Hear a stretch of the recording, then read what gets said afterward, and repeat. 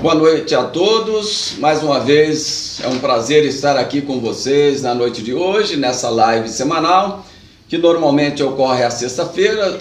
Hoje nós, por motivos pessoais, nós transferimos para a data de hoje, na quinta-feira. Quero cumprimentar aqui o Dr. Cassiano. Boa noite. Dizer que é um prazer estar mais uma vez com o doutor aqui nessa discussão de hoje, que ao meu ver é de suma importância.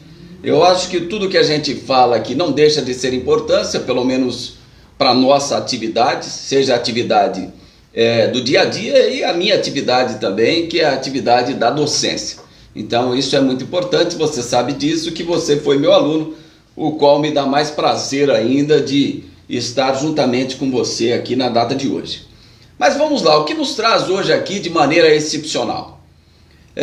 Nós verificamos, né, no noticiário de hoje, e esse noticiário de hoje, ele repercutiu em nível nacional, porque basta você abrir o computador no Google ou nas mídias em geral, que você vai ver esse noticiário circulando no Brasil todo, onde um advogado, aparentemente um advogado jovem, que nós não vamos tratar nem o nome, mas foi covardemente agredido por um policial aqui na cidade de Batatais, e esse caso repercutiu em muito, não é, doutor? Repercutiu. E esse foi o objetivo da gente de imediatamente tomar a decisão de gravar essa live na data de hoje, para a gente esclarecer um pouco mais, né? Porque nós sabemos que nós, como advogados, nós temos deveres, muitos deveres, mas também nós temos direitos, e muitos direitos, né? Os direitos estão amparados pelo Estatuto da Ordem dos Advogados do Brasil, estão amparados pela Constituição Federal, porque a Constituição diz que o advogado é indispensável à administração da justiça, lá no artigo 133, né? E também, hoje, não só o advogado, mas qualquer pessoa está amparado também por possíveis ou reais abusos, né, de poder praticado por autoridades públicas, né, ou no exercício de atividade pública.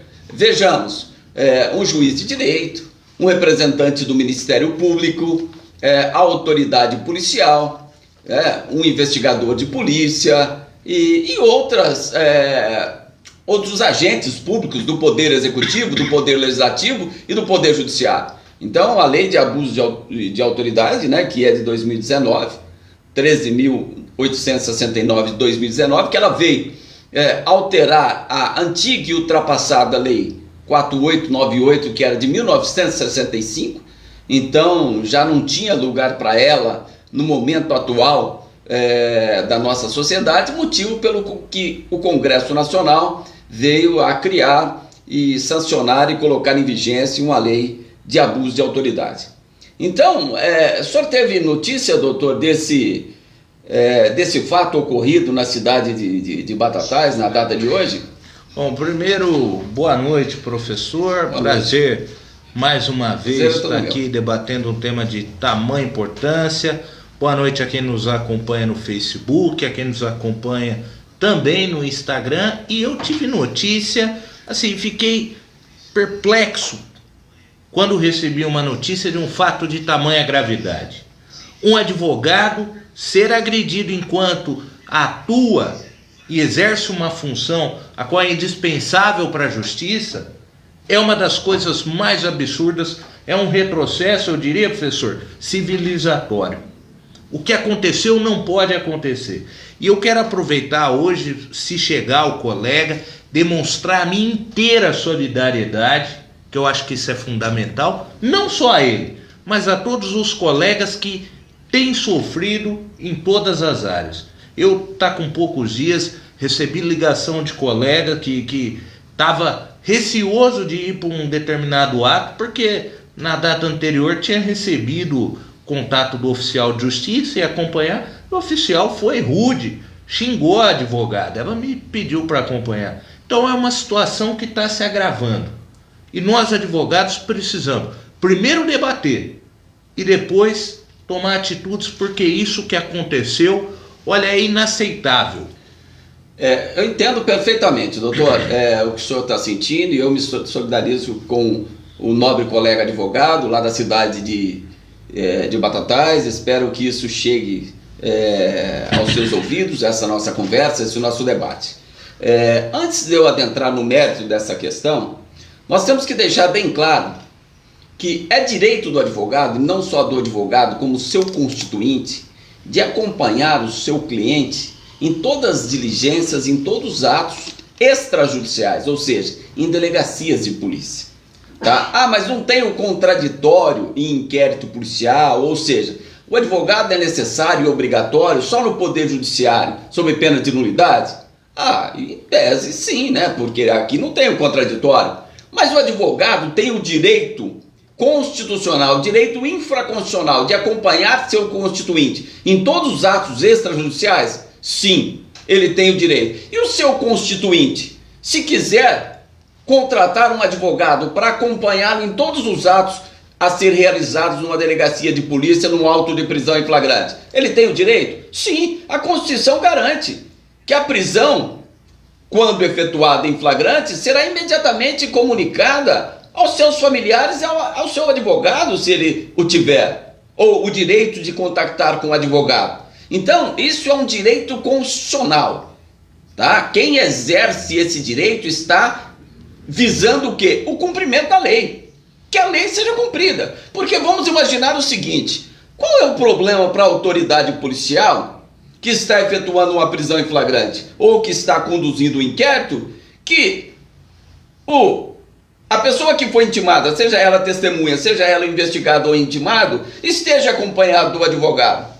Qual que é o problema para a autoridade policial se ela está trabalhando de acordo com a lei? Muito pelo contrário. O delegado deveria não. O advogado é muito bem-vindo, porque ele vai estar como testemunha que não foi feito nada de errado. Vai convalidar. Sim, vai convalidar todos os atos que foram praticados. Pois o advogado vai chegar lá para o juiz e falar: não, meu cliente foi torturado lá pelo advogado, pelo delegado. Não, mas peraí, você não estava lá, advogado? Você não era advogado dele? Você não estava acompanhando ele? Então, para o delegado que trabalha sério, para os agentes que trabalham sério, é imprescindível e muito melhor para a atuação da autoridade se o investigado, o preso, estiver acompanhado de advogado. Isso vai legitimar qualquer alegação de abuso ou ilegalidade no seu comportamento.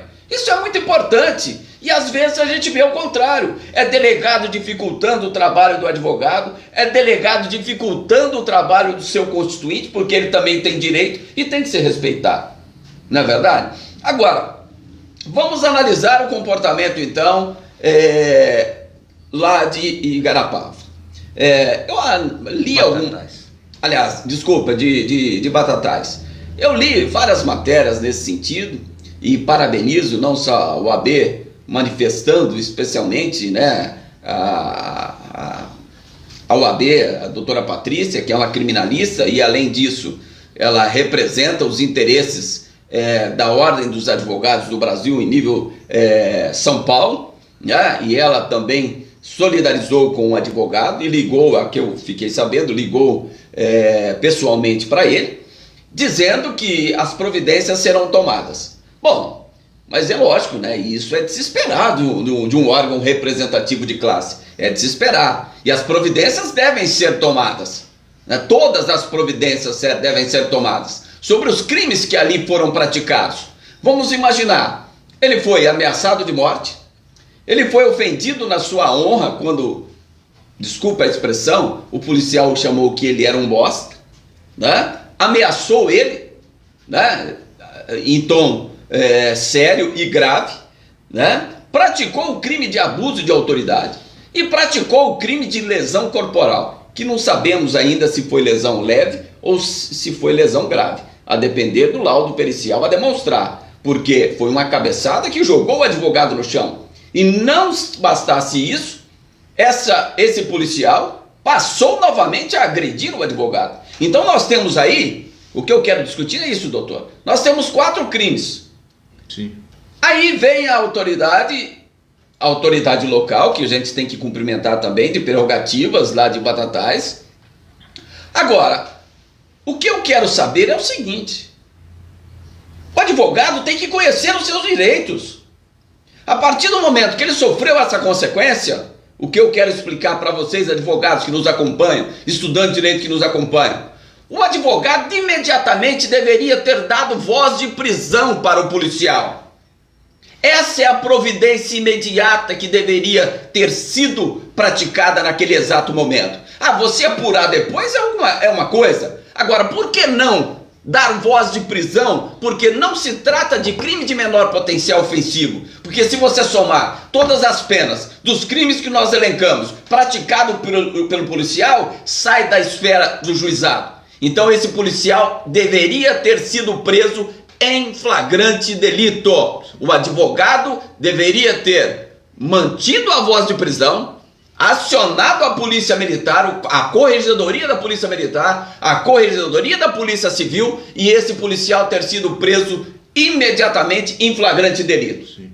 Os crimes são afiançáveis? Sim. Se são afiançáveis, ele poderia arbitrar a fiança à autoridade policial, aí falando do delegado de polícia, que se assim não fez, em tese, pode até cometer um crime de prevaricação, por ter deixado de agir um ato de ofício por interesse ou sentimento pessoal. Eu não sei se isso ocorreu, estou falando em tese, não estou a acusar ninguém, mas a partir do momento que a autoridade policial é relatada de uns fatos que acabaram de ocorrer, e os fatos são 4 crimes: ameaça, o crime contra a honra, o crime de lesão corporal e o crime de abuso de autoridade. Se ele somente registrou uma ocorrência policial, um boletim de ocorrência, para depois apurar em sede de inquérito policial, está absolutamente equivocado, porque era o caso de prisão em flagrante. Se não foi dado voz de prisão pelo advogado por faltar o conhecimento ou por ser inexperiente, estar no início da profissão,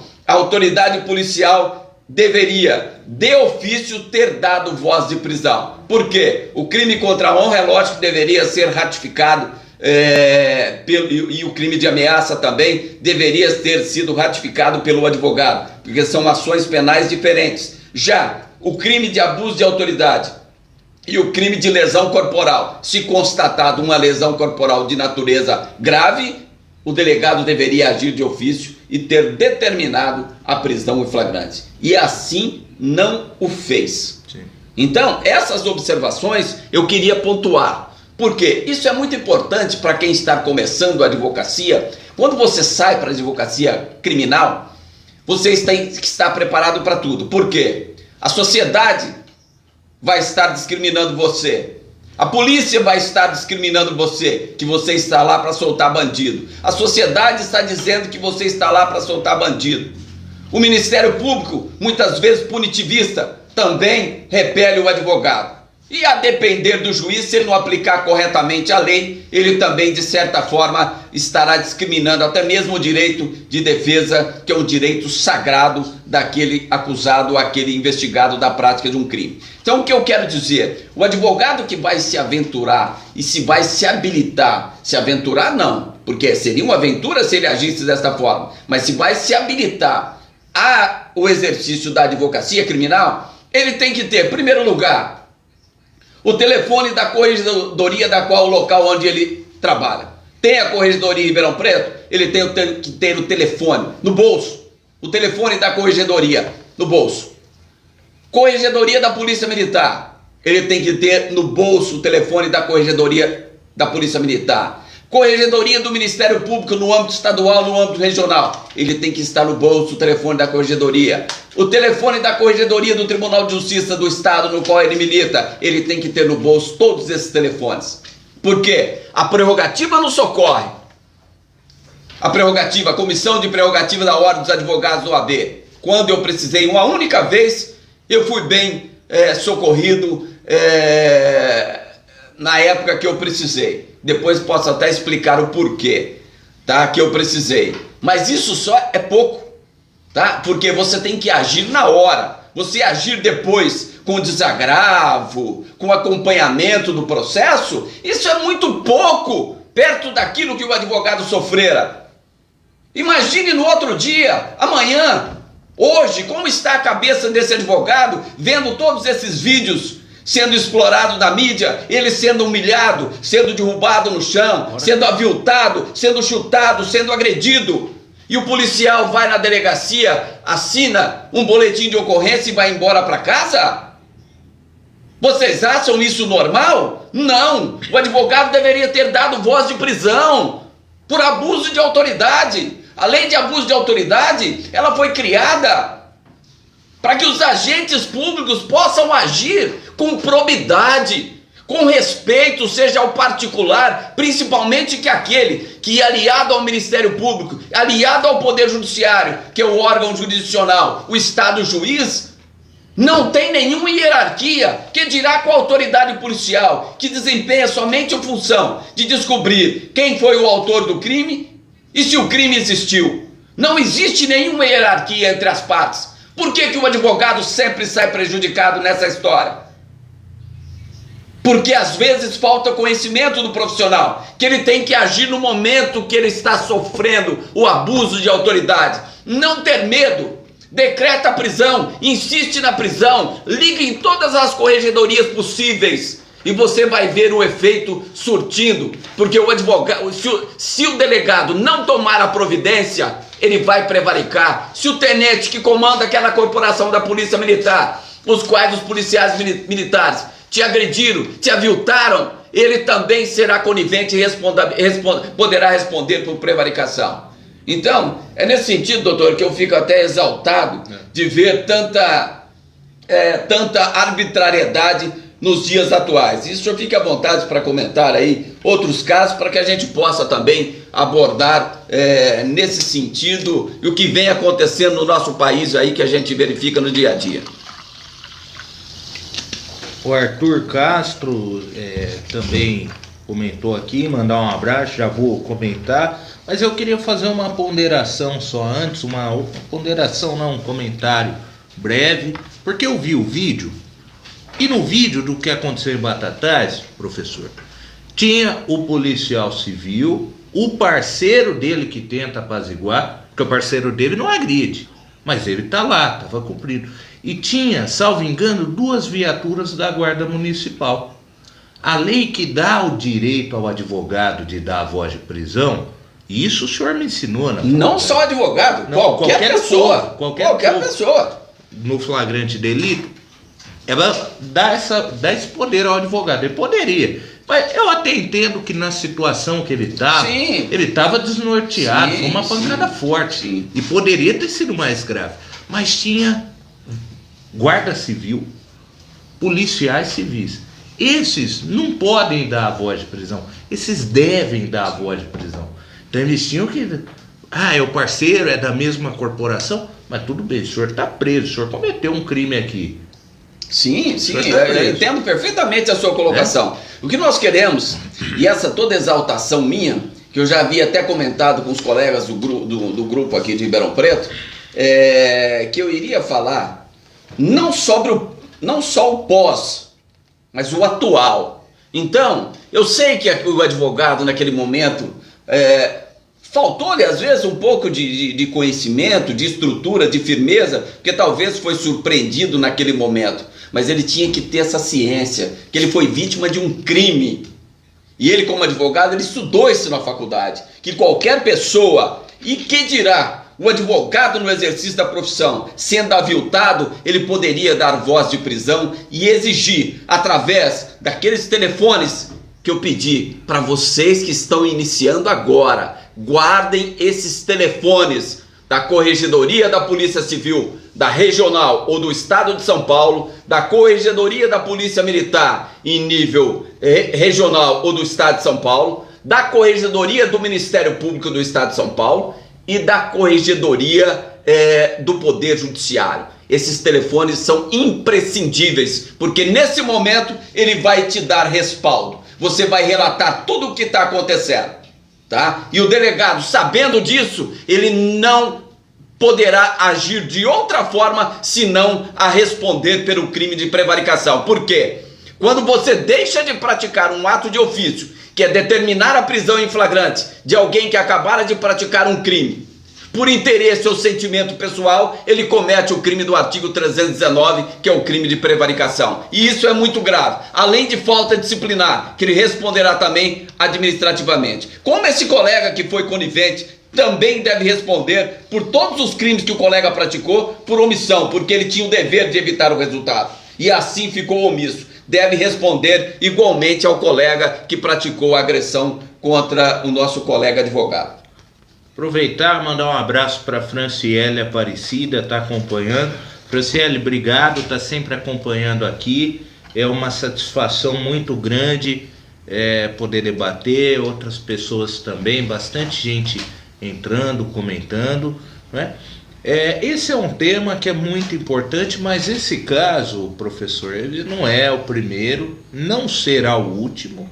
A gente acompanha, eu sigo, por exemplo, a página do Papo de Criminalista, do Mário de Oliveira. Ele posta, ele vai até numerando, caso isolado, número 300, está para mais de 300 e pouco. Então sempre tem um caso de um abuso assim. Outro dia eu vi nessa página o advogado chegando, né, para acompanhar um depoimento, aí ele queria gravar, não foi permitido. No final, o delegado deu até voz de prisão para o advogado, porque ele queria gravar o depoimento do cliente dele, que não depende nem de permissão. Sim. O advogado não precisa pedir para gravar nada. Eu vou gravar. Às vezes a gente, por gentileza, por fidalguia, a gente comunica: excelência, doutor, vou gravar o depoimento. Mas não... se não tem nada que envolva isso, estatuto da criança, do adolescente, não tem problema nenhum gravar, né? Mas o propósito dessa live hoje, doutor, a gente sabe que esses casos acontecem. O que a gente quer é mostrar para o advogado que ele tem que ser firme, que ele não pode ficar só esperando. É válido, não estou dizendo aqui que ele não deve procurar a comissão de prerrogativa da OAB. Ele deve procurar a comissão de prerrogativa, ligar para a comissão de prerrogativa, isso é importantíssimo. Só que ele não pode se contentar só com isso, porque ele tem que saber o seu direito como advogado. Quando é vítima de um crime, e esse crime, cuja pena, né, extrapole os limites do juizado, que não vai ser lavrado só um termo circunstanciado, ele dá voz de prisão. O sujeito tem que ser preso em flagrante delito. É isso que nós queremos mostrar. Vamos exemplificar outro caso aqui, doutor. Recentemente, também espalhou por o Brasil inteiro que um advogado negro... Só antes, tem uma pergunta nesse tema ainda. Então a pergunta do Leandro Profeta, nosso colega advogado, foi aluno também no Moura. Profeta, um abraço. Ele pergunta, a gente até já comentou, mas diante da omissão, a guarda que estava presente também deve ser responsabilizada? Nós comentamos, mas acho que vale dizer também. Sim, né? A função da guarda, né? Nós sabemos que é a proteção dos bens do município, mas nós verificamos também que já legitimaram, né, essa atuação, vamos dizer assim, extra daquilo que ela foi criada, né? É lógico que ela não pode invadir domicílio, além dos casos previstos em lei, precisa de autorização judicial, muitas buscas invalidadas, mas ali eu não estou falando de guarda, eu estou falando de qualquer pessoa. Um vizinho poderia dar voz de prisão para aquele policial, porque estava numa situação de flagrância. Então, a guarda, independentemente da condição de estar no exercício da função e não ter legitimidade, se quer discutir isso, como qualquer do povo, ele poderia determinar a prisão em flagrante. Como qualquer cidadão, como um vizinho que estava gravando, parece que tinha uma mulher gravando, ela poderia ter dado voz de prisão. Mas como que ela ia fazer? Aí que vem a questão da necessidade dos órgãos da corregedoria, a quais essas pessoas estão integradas. Aí que o advogado tem que estar ciente disso, pegar o telefone e já ligar. Estou ligando da corregedoria da Polícia Civil, está acontecendo isso, determinei a voz de prisão agora, estão sendo conduzidos para a delegacia, eu quero que a corregedoria acompanhe, já comuniquei à Ordem dos Advogados do Brasil. Tudo isso registrado em boletim de ocorrência. O delegado vai ter que agir ou não? Ou ele vai mandar, registra essa ocorrência, depois eu vejo? Não, ele vai ter que determinar a voz de prisão, ratificá-la ou não, aliás, a voz que foi dada. Se ele entender que não é caso de flagrante ou não caracteriza crime de menor potencial ofensiva, lógico que ele não está obrigado, vai determinar a lavratura do termo circunstanciado. Mas se for caso de flagrante, ele é obrigado a dar voz de prisão em flagrante delito.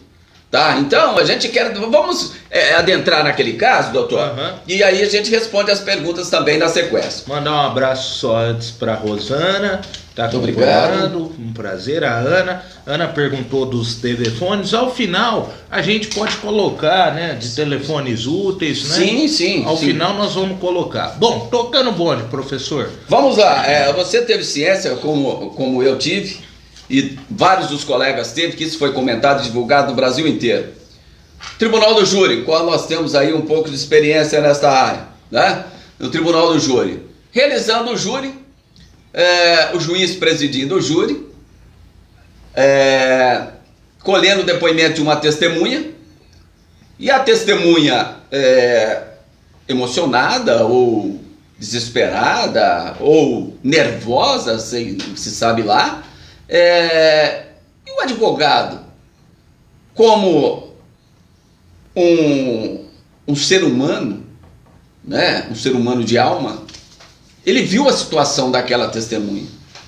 Ele falou: eu vou levar uma água para aquela testemunha. E levou um copo d'água para a testemunha. E o juiz, de tamanha falta de educação para com o advogado, insensibilidade para com a testemunha, simplesmente, ao final de uma breve discussão, ele determinou que 2 policiais retirassem o advogado do plenário do Tribunal do Júri, porque o advogado levou uma água para uma testemunha que estava abalada emocionalmente. Eu pergunto a vocês, isso é abuso de autoridade ou não é abuso de autoridade? É abuso de autoridade ou não é? O juiz não é Deus. O juiz está presidindo uma audiência. O advogado está ali para defender a lei também. Uma testemunha, ela é testemunha do tribunal. Ela está prestando um serviço relevante para a justiça. Ela não é testemunha da defesa ou da acusação. Ela é testemunha do tribunal do júri. O juiz teria que tratar ela com o máximo de urbanidade possível, porque ela está ali a contribuir com a realização da justiça. É uma pessoa desinteressada no processo, porque se ela tiver interesse, ela não pode servir como testemunha. E o juiz absolutamente insensível e ainda discute com o advogado que levou um copo d'água para a testemunha, mandando o advogado ser retirado por policiais do plenário, encerrando o plenário, por uma questão de ego, por uma questão que o advogado foi lá e deu água. Quem pode mandar dar água é só o juiz. Pelo amor de Deus, que século estamos? O advogado poderia ter dado voz de prisão por abuso de autoridade, porque ele, legitimamente, já está presente no Tribunal do Júri, constituído por seu advogado, não praticou nada que pudesse ensejar a sua retirada do plenário do Tribunal do Júri. Não desacatou o juiz, não, em nenhum momento desacatou o juiz. Falou para o juiz: se você tem a sua função, eu tenho a minha. Ponto final. Poderia ter dado voz de prisão para o juiz? Sim, poderia. Ah, mas quem ia prender o juiz? Não me interessa. O advogado iria ligar para a corregedoria, existia colegas que estavam ali no local, a própria seccional ou a OAB do local ligaria para a corregedoria: o advogado está gravado, deu voz de prisão ao juiz por abuso de autoridade. Por que o juiz é mais que o advogado? Se não há hierarquia entre as partes, por que o promotor é mais que o advogado? Certa ocasião, o promotor, por quê? Ele chamou o cliente, o réu, de bandido.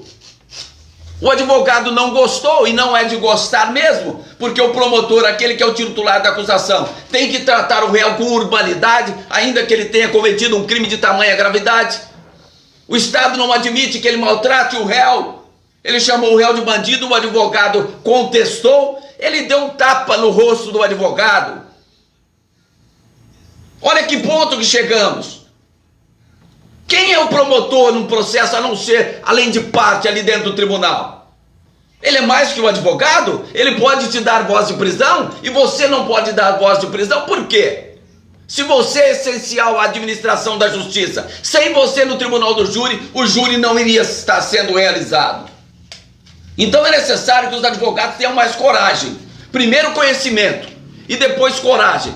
Coragem de assumir tudo aquilo que faz, mas não deixar que isso continue ocorrendo, que juízes continuam maltratando advogados, que promotores continuam maltratando advogados, que policiais, que sequer podemos chamar de autoridades, porque esse que ofendeu, esse que agrediu o colega lá de Batatais não é autoridade, não. Ele é investigador de polícia. A autoridade é só o delegado de polícia. Destratar o advogado, ofender o advogado, agredir o advogado daquela forma, que estava ali exercendo a sua profissão. Por quê? Ele acompanhou a diligência onde a polícia queria entrar na casa de seu cliente sem um mandato judicial.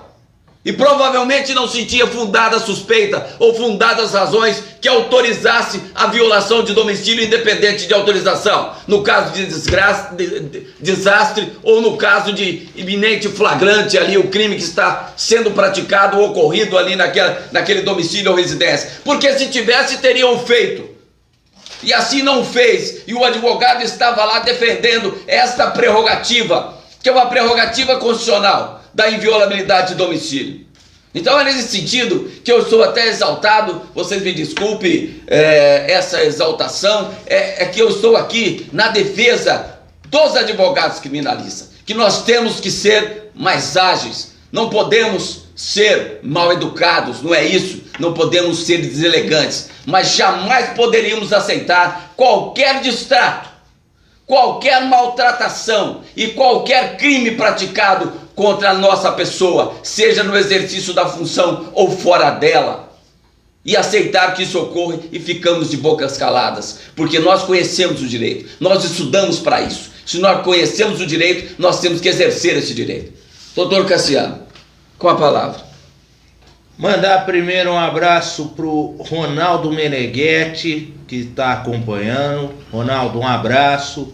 Stephanie Cristina, obrigado. Vanessa Amorim comentou que foi humilhante. Realmente, Vanessa, foi uma das coisas mais constrangedoras que eu vi, o que aconteceu em Batatais. Andrew Araújo, meu amigo, um abraço, Andrew.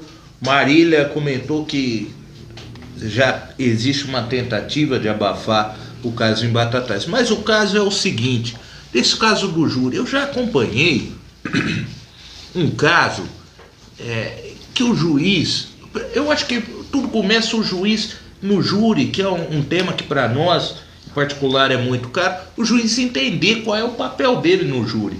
Ali o juiz ele nem sequer tem o poder de decidir se o acusado é culpado ou inocente. Ele não é o juiz ali da causa, o juiz é o jurado. Ele está ali para presidir e muitos às vezes não entendem, ele quer ter o protagonismo, que é o que aconteceu nesse caso.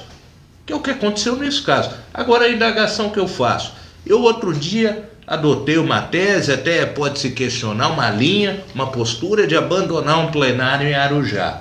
A juíza me aplicou uma multa, determinou que eu pagasse as custas do plenário, embora sem previsão legal, até a OAB está discutindo a questão, já está no STJ, né?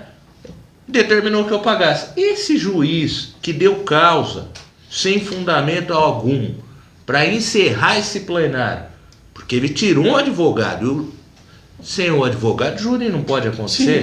Sim, eu entendo que mesmo que tivesse outro advogado, não poderia, porque aquilo ali ele inflou o jurado contra a defesa. Sim. Ele fazer uma coisa dessa não se faz. Será que esse juiz, além de uma eventual punição no âmbito do CNJ, da corregedoria do tribunal, ele vai ter que arcar com as custas desse plenário, professor?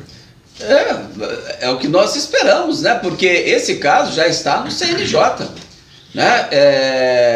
E no CNJ a gente verifica que é uma posição de realmente responsabilizar esses atos praticados com arbitrariedade, violando a lei, né, onde o juiz acha que ele é maior que tudo, maior que todos, né, porque ele é o órgão jurisdicional responsável ali para a aplicação da jurisdição, ou seja, quando nós falamos em júri, nós temos o juiz natural, que é o conselho de sentença, que são os 7 jurados, mas nós temos o juiz que coordena a sessão, presidindo, e em alguns casos assume até o poder de julgar quando é desclassificado, né, pelo júri por um crime que não é de sua competência.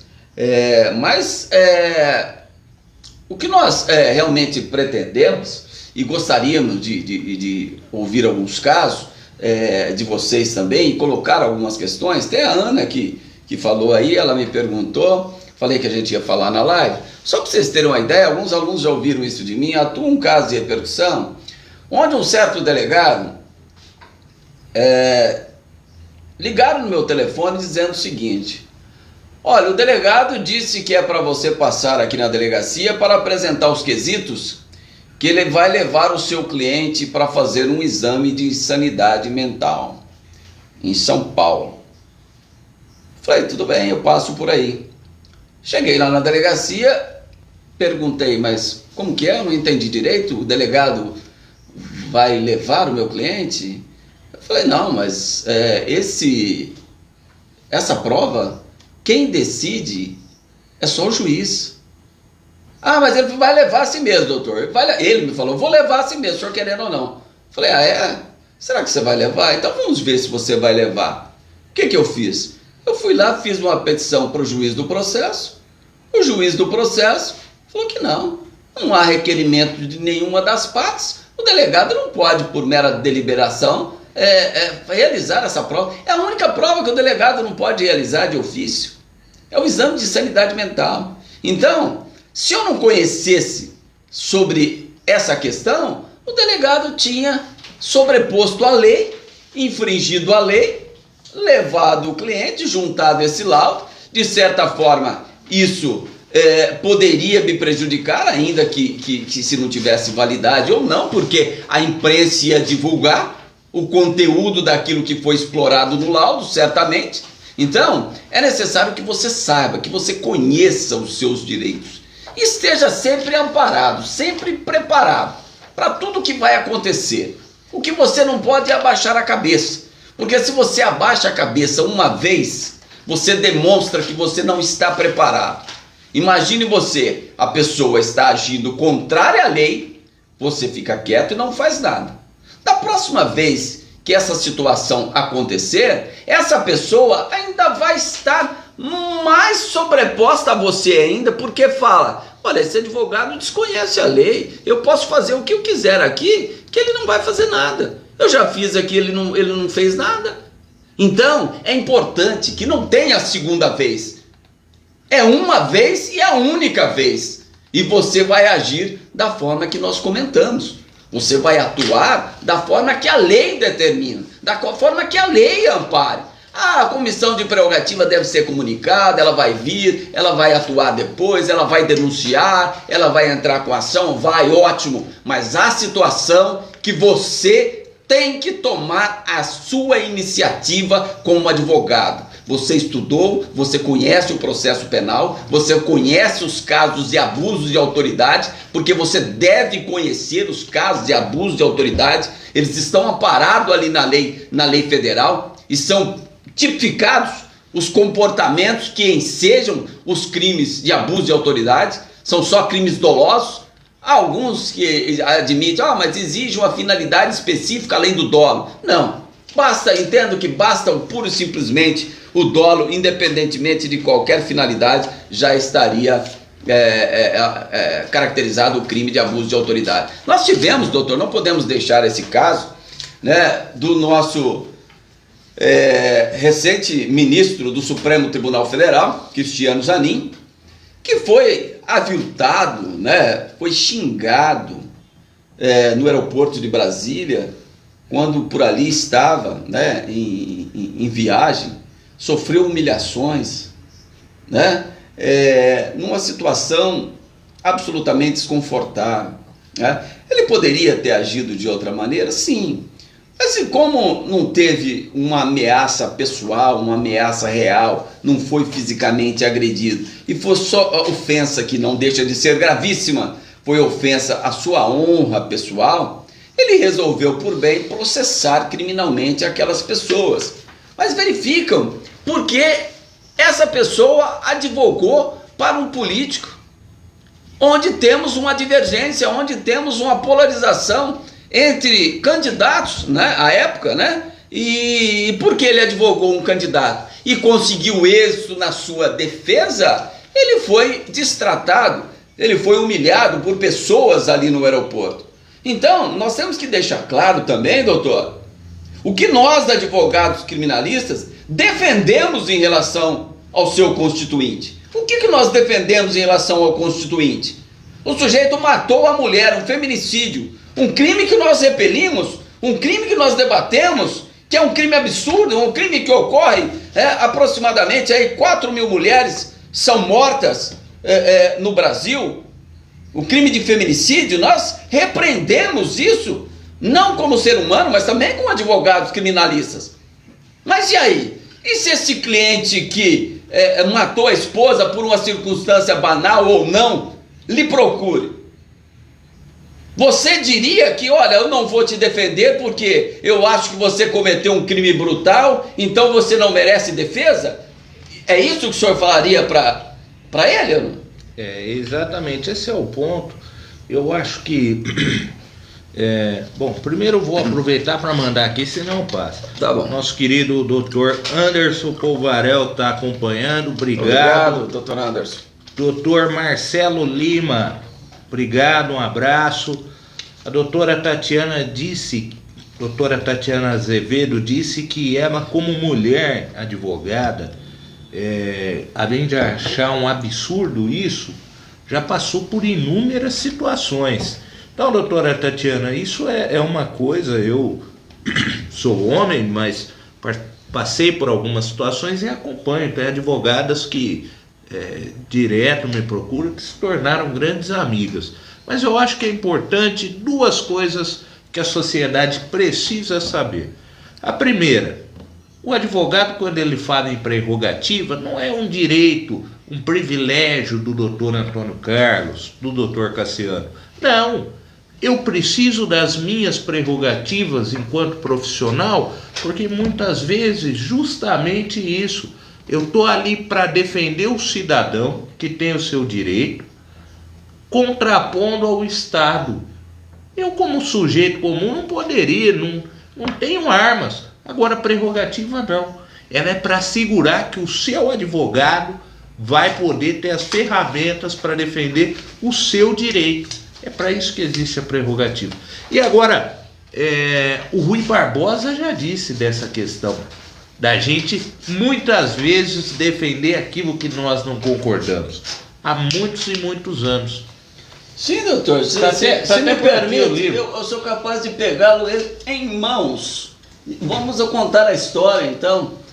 Esse aqui, ó, chama-se O Dever do Advogado, qual eu indico para todos. Esse livro originou-se de uma carta que Evaristo de Moraes mandou para o Rui Barbosa, dizendo o seguinte: olha, nós temos um desafeto político, que Evaristo e Rui eram do mesmo partido, nós temos um desafeto político aqui na cidade, e ninguém quer defendê-lo. E ele me procurou, para que eu defendesse nessa causa, uma causa criminal. E aí ele estava na dúvida, se ele deveria defendê-lo ou não. E aí simplesmente Rui Barbosa responde a carta de Evaristo de Moraes em 51 páginas, dizendo o dever do advogado. Por que Evaristo deveria aceitar a causa?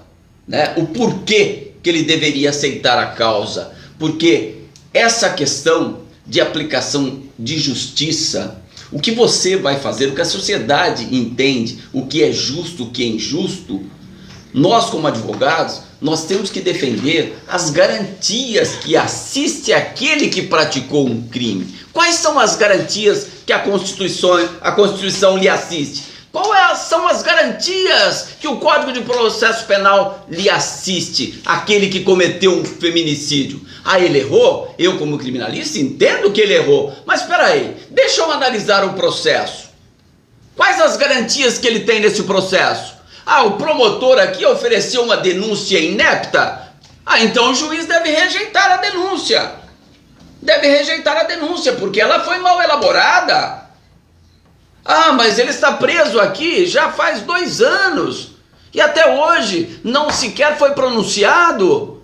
Ah, mas aí viola o princípio da razoabilidade, que é uma garantia constitucional que todos nós temos direito à duração razoável do processo. Então eu vou entrar com habeas corpus para colocá-lo em liberdade. Essa é a função do advogado, é atuar de toda forma visando o quê? Amenizar, diminuir a responsabilidade criminal do seu constituinte. Isso chama plenitude de defesa. A ampla defesa é tudo aquilo que o advogado deve utilizar em benefício do seu constituinte dentro da lei e dentro dos deveres éticos da nossa profissão. Isso chama-se o quê? Ampla defesa, utilizando o quê? A lealdade processual, a boa-fé processual que deve existir por parte do advogado. Essa é a nossa função como advogado, em especial como advogado criminalista.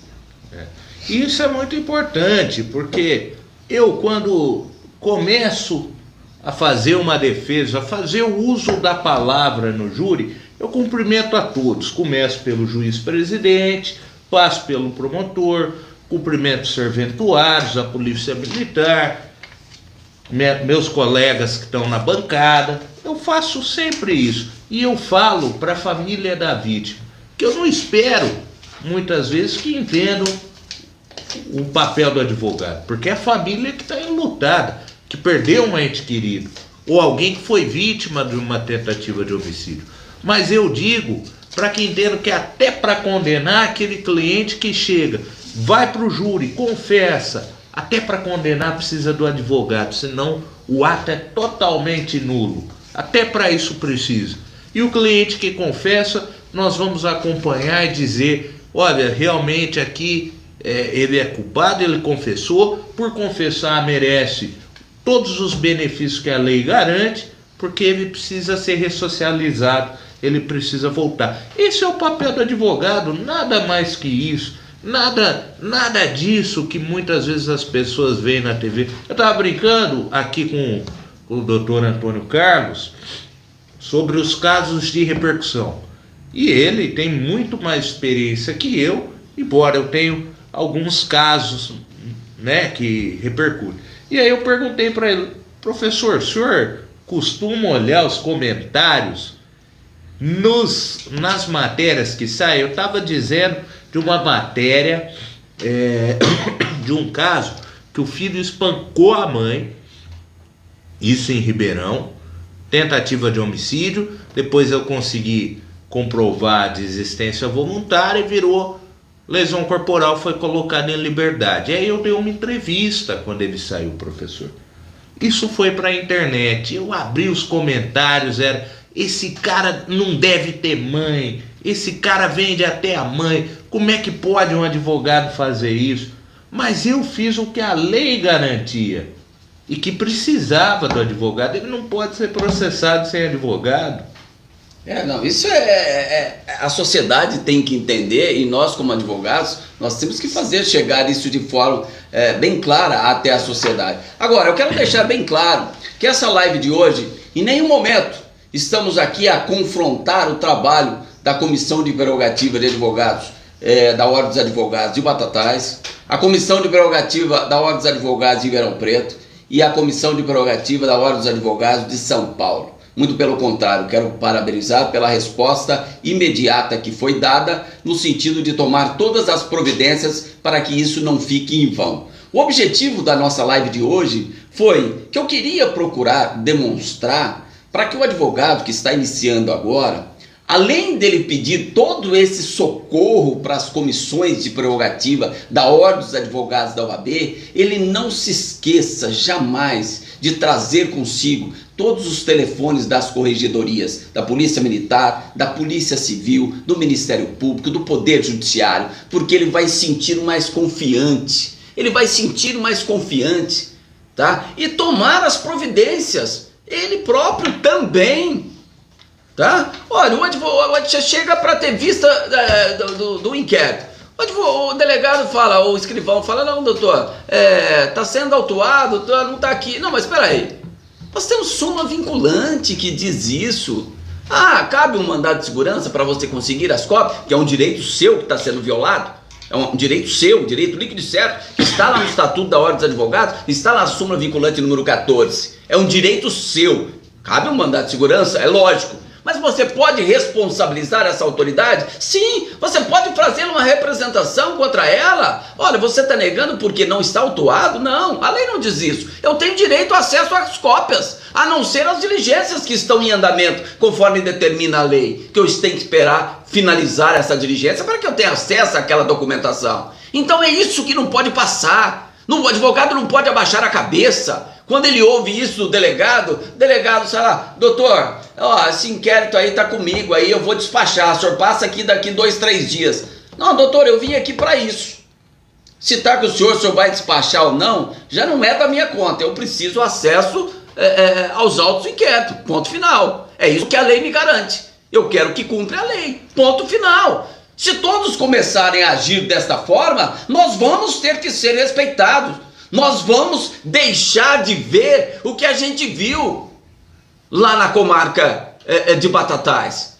Porque todos nós vamos ser enérgicos na hora que for preciso. E é lógico que nós vamos ter a OAB sempre ao nosso apoio, que não vai nos furtar na hora que nós mais precisarmos. Ela não vai nos furtar desse apoio, desse abraço, que não só pelo simples desagravo, que pode ocorrer lá no gabinete, numa sessão fechada, ou pode ocorrer na frente do fórum, ou na frente da delegacia, ou na frente do Ministério Público. Não, nós precisamos de mais. Nós precisamos de um AB que vai até as últimas consequências em favor do advogado. Só assim nós conseguiremos que essas prerrogativas, que essas garantias para que a gente possa exercer bem a nossa profissão e representar bem o nosso constituinte, poderá se tornar real em todo o Brasil, é o que nós esperamos. Já indo para o final, vou passar a palavra para o Dr. Cassiano, e antes disso quero